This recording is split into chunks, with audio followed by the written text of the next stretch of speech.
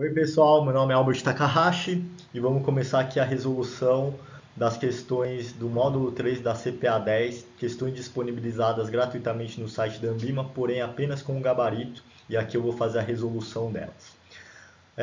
Eu sou profissional CFP, sou um profissional CGA, sei que muita gente, eu fiz uma migração de carreira há cerca de 5 anos atrás, acho que é importante falar que eu consegui mudar meu patamar financeiro com certeza, mas mais do que isso eu sou realizado, e é isso que eu busco ajudar vocês também. Para isso, se você gostou dos últimos vídeos, das resoluções, da metodologia, me sigam no mercado financeiro, nas minhas redes sociais e também, por favor, se inscreve no canal se você gostou. Bom, nesse módulo 3 a gente vai falar das noções básicas de economia e finanças. Caem de 3 a 5 questões que valem de 5 a 10% da sua prova. Questão 1. O produto interno bruto de uma economia representa em valores monetários e para determinado período a soma de todos os bens e serviços a intermediários e finais a preço de custo, b. finais a preço de custo, c. intermediários e finais a valor de mercado, d. finais a valor de mercado. Bom, aqui a gente está falando do produto interno bruto de uma economia, né, em valores monetários. Então, primeiro, né, o que é o produto interno bruto? Ele é o PIB, é a soma de todos os bens e serviços finais produzidos no ano. Então, só para a gente entender, acho que é legal colocar a continha aqui do PIB também, porque é algo relevante para a gente aprender. Então, o PIB, sob a ótica da despesa, ela tem na verdade, é o consumo das famílias, que é o C, mais os investimentos privados que acontecem, mais os gastos do governo, mais uma continha que são as exportações feitas menos as importações. Então, isso aqui é o cálculo que vai dar a soma do PIB, Produto Interno Bruto. E o que acontece basicamente? Então, a gente está falando de produtos finais. Por que finais? Porque se você, por exemplo, vamos pegar uma cadeira. Existe uma cadeira aqui que é vendida. Essa cadeira ela é feita de madeira e você, além de tudo, você tem uma mão de obra que trabalhou nela, que foi uma empresa, uma pessoa, né? O custo de uma pessoa para produzir isso aqui. Você não pode contabilizar, por exemplo, o valor que foi vendido a cadeira, o valor que foi comprada essa madeira e o valor da mão de obra que construiu. Por isso que o PIB considera valores finais. Então, a gente pode eliminar tudo que está como intermediários aqui. E aí, a valor de mercado é a resposta correta aqui. Então, questão 1 é a D. Questão 2. O índice de inflação oficialmente utilizado pelo governo brasileiro para verificar o cumprimento da meta de inflação é o A. Índice geral de preços, Índice nacional de preços ao consumidor, Índice nacional de preços ao consumidor amplo, Índice de preços ao consumidor. Questão 2, a gente está falando do índice que é o oficial utilizado pelo governo brasileiro para o cumprimento de meta da inflação. Então, o que acontece? A gente tem vários índices aqui, a gente tem dois índices que normalmente podem causar confusão. Um deles é o IPCA e o outro é o IGPM. E nesse caso, o índice oficial, que é o nosso índice medido pelo IBGE também, é o IPCA. Então, a resposta correta é a letra C. O IGPM, ele engloba os outros dois índices aqui mencionados, né? Então ele tem, na verdade, o IPA, ele tem o IPC e ele tem o INCC. Então, basicamente, só para saber aqui, mas a resposta correta é a C, no caso da alternativa 2. Questão 3. A taxa de referência para o cálculo da remuneração devida em empréstimos realizado entre instituições financeiras no Brasil é a taxa Selic, B, taxa DI, C, taxa referencial, D, taxa básica financeira.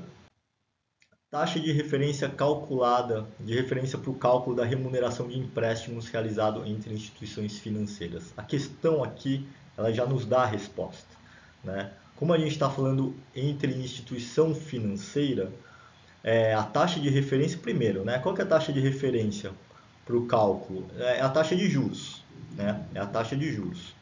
E aí a gente ouve muito falar em Selic, né? A cada 45 dias ali, o Banco Central decidiu qual que vai ser a Selic e tudo mais. E muita gente confunde. Mas a Selic é quando a gente está falando não de taxas de instituições financeiras, porque os dois são taxas de juros, né? Mas um é de título público, que é o caso da Selic, e o outro é a taxa DI, que é exatamente isso, né? Então, questão correta, alternativa B. Questão 4. A taxa DI é A. Apurada diariamente e aplicada com base em dias úteis. B. Apurada diariamente e aplicada com base em dias corridos. C. Apurada mensalmente e aplicada com base em dias úteis. D. Apurada mensalmente e aplicada com base em dias corridos. Essa é uma questão bem conceitual. Então, o que acontece? Antes de mais nada, né, a taxa DI é a taxa de juros interfinanceira. Basicamente, a taxa Selic, normalmente o valor dela é 0,1, ou seja, 0,10 abaixo da Selic. Como ela é apurada? Né? Basicamente, ela é apurada diariamente. Então, tudo que estiver fora disso está errado. Então, a gente tem duas opções. E agora com base em dias corridos ou dias úteis? No Brasil, a gente sempre usa na maioria dos investimentos e remuneração dias úteis, né? E a base é 252 dias úteis no caso. A alternativa A é a correta. Questão 5. A taxa de juros utilizada para o cálculo da remuneração dos saldos das contas vinculadas ao Fundo de Garantia de Tempo de Serviço, FGTS, é a taxa básica financeira, B, taxa referencial, C, taxa Selic, D, taxa DI. Bom, essa questão aqui é uma questão também de prova. Sinceramente, eu não sei se deve cair, mas enfim. Taxa de juros é utilizada para cálculo de remuneração do saldos de contas vinculadas ao FGTS. É decoreba, taxa referencial, tá? Não precisa saber mais que isso. A alternativa B é a resposta. Questão 6. Um dos objetivos do Comitê de Política Monetária, o Copom, é A. Autorizar a emissão de papel moeda. B. Controlar a taxa de inflação oficial. C. Regular o volume de crédito na economia. D. Definir a meta da taxa Selic. Bom, aqui a gente volta um pouquinho dos objetivos do Copom, né? O Comitê de Política Monetária. Então, o que acontece? Basicamente, o que o Copom faz? Né? O Copom é aquele comitê ali vinculado ao Banco Central e vamos ver as alternativas. Né? Autorizar a emissão de papel moeda, não. Então, isso aqui, na verdade, quem emite é o Banco Central e quem autoriza a emissão é o Conselho Monetário Nacional, não confundir a sigla. Controlar a taxa de inflação oficial, também não. Basicamente ao Banco Central pela política monetária, regular o volume de crédito na economia também não. Então, o que o Copom sempre define é a meta da taxa Selic. Quando a gente assiste a cada 45 dias, né, sai nas mídias, o Copom, o Banco Central decidiu hoje a nova meta da taxa Selic em não sei quantos por cento. Alternativa D é a resposta. Questão 7. A diferença entre as taxas de juros nominal e real é dada pela taxa de A. Câmbio, B. Inflação, C. Juros básica, D. Desconto. Bom, a diferença entre taxa de juros nominal e real é dada pela taxa de inflação. Quando a gente fala de taxa de juro real, a gente quer entender como que a gente não perde o poder de consumo. A inflação, ela corrói o nosso poder de compra. Por isso que, basicamente, a gente precisa focar nela, em tentar ganhar dela. E é exatamente isso que a gente faz. Imagina que um investimento ele esteja te pagando 10% ao ano. Se essa inflação estiver em 8% ao ano, qual que foi o seu juro real, na verdade? Foi o diferencial entre isso. A conta não é bem essa, mas é bem próxima, tá? Então, basicamente, o diferencial que você ganhou aqui desses 2% é o que você ganhou acima da inflação. Então, a diferença entre a taxa de juro nominal e real é dada pela taxa de inflação, porque a conta é exatamente essa, na verdade. É 1 mais a taxa nominal, né? A taxa nominal, dividido por 1 mais a inflação, é o diferencial. Quando a gente está fazendo conta, divisão significa menos, né? Por isso que eu falei que a conta não é bem um menos o outro, mas sim essa daqui. Opção B é a correta. Questão 8. A utilização de um índice de referência, benchmark, para um fundo de investimento A. Permite a verificação do desempenho relativo do fundo. B. Limita a atuação do gestor do fundo à classe de origem daquele índice. C. Restringe as operações do fundo aos ativos financeiros componentes daquele índice. D. Indica que tal fundo tem gestão ativa. Bom, nessa alternativa aqui, 8, a utilização de um índice de referência para um fundo de investimento permite o quê? Né? Então vamos ver uma a um. Primeiro vamos entender que é esse tal de benchmark que ele está falando para a gente, né? Então, o benchmark é um índice de referência. O que eu quero dizer? Quando a gente tem, por exemplo, um produto de renda fixa, a gente tem que ter uma referência para entender se a nossa carteira está boa ou não. Na renda fixa, a referência normalmente é o CDI, que é a taxa de juros. Se a gente tem uma carteira de renda fixa, o ideal é que a gente esteja sempre ganhando dela. Então, bom, vamos ver as questões uma a uma para ver qual que está correta.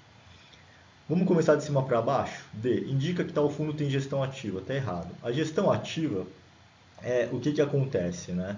A gestão ativa é quando você terceiriza para um gestor, por exemplo, você compra um fundo de investimento e você está terceirizando para ele fazer a seleção dos ativos para que ele consiga esse desempenho que você busca aqui, ganhar acima da sua taxa de juros. Por quê? Porque senão você pode simplesmente comprar um Tesouro Selic e você vai ter a taxa de juros, né? Até um pouquinho a mais, porque a Selic normalmente é acima do CDI. Então a D está errada. C. Restringe as operações do fundo aos ativos financeiros componentes daquele índice, nada a ver. B. Limita a atuação do gestor do fundo à classe de origem daquele índice, também nada a ver. Então a resposta A é a correta. Permite a verificação do desempenho relativo do fundo.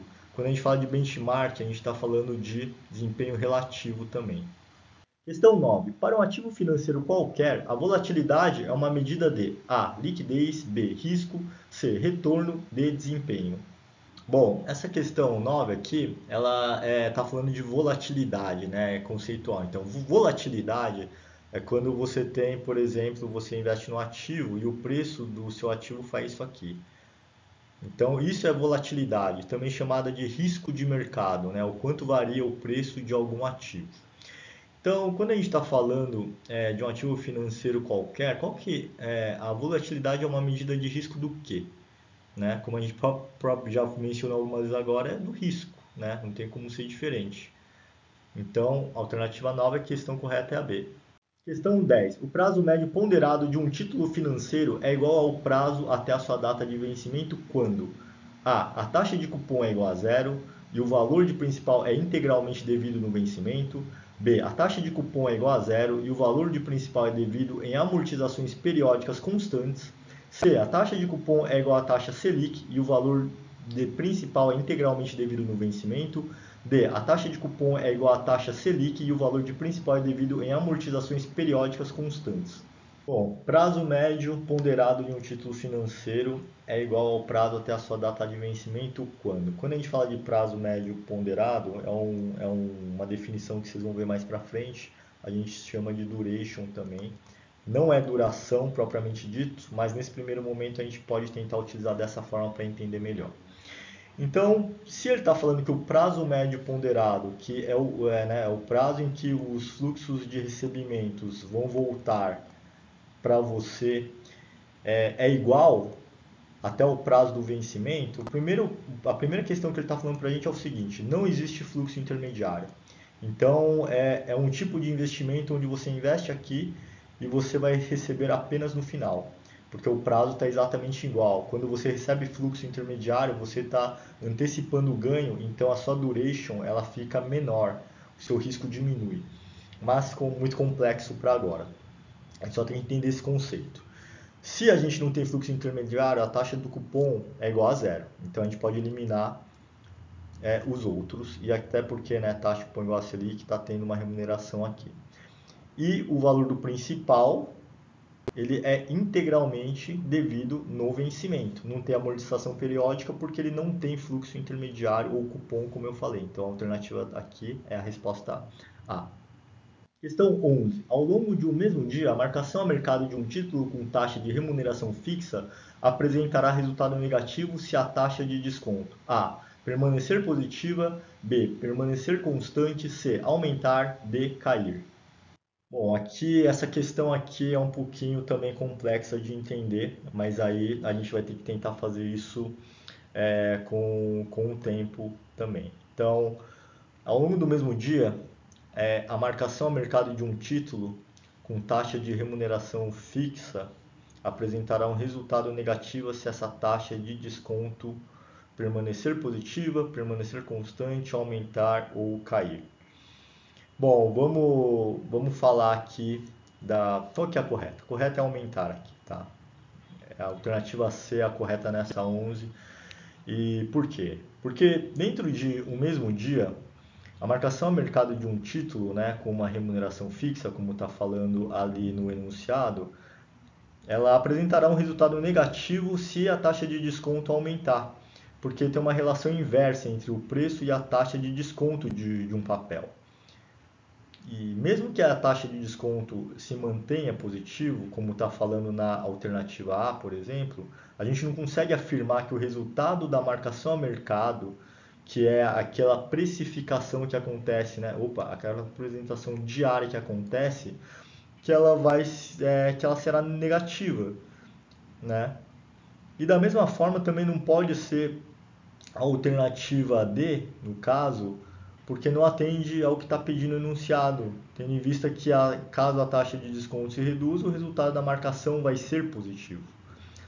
E também a gente pulou aqui a alternativa B, na verdade, se ela se mantiver constante, né? Então não vai ter alteração no preço do título no mesmo dia. Então o impacto da marcação vai ser neutro. Por isso que a única opção é a alternativa A nesse caso. Questão 12. Após a sua emissão, a negociação de títulos e valores mobiliários ocorre no mercado A. Secundário, B. Derivativo, C. Complementar, D. Primário. Essa questão é muito rápida e simples de fazer. A gente está falando aqui, após a sua emissão, a negociação de títulos e valores mobiliários acontece em qual mercado, né? Como está falando que após a emissão, a gente já pode eliminar o mercado primário, onde acontece a primeira emissão. Quando, por exemplo, uma empresa vai abrir um IPO, vai ser listada em bolsa, ela quer emitir as suas ações para captar recursos, né? E colocar sócios ali para dentro. Então, é o mercado primário. E as outras opções não tem nada a ver, complementar derivativo. Então, após a sua emissão, a negociação de títulos e valores mobiliários acontecerá no mercado secundário, onde existe a negociação entre investidores, trocando os ativos, realizando compra e venda. Bom, espero que tenham gostado da didática, da forma como eu apresentei aqui as questões. Peço para você se inscrever no canal se eu te ajudei de alguma forma. Siga também no Mercado Financeiro, onde eu dou dicas de como ingressar no mercado da forma como eu fiz e mudar de patamar financeiro. Também faço questões ali, algumas resolvidas. Coloco um pouquinho de quem é o Albert Takahashi para vocês conhecerem. E é isso. Até a próxima.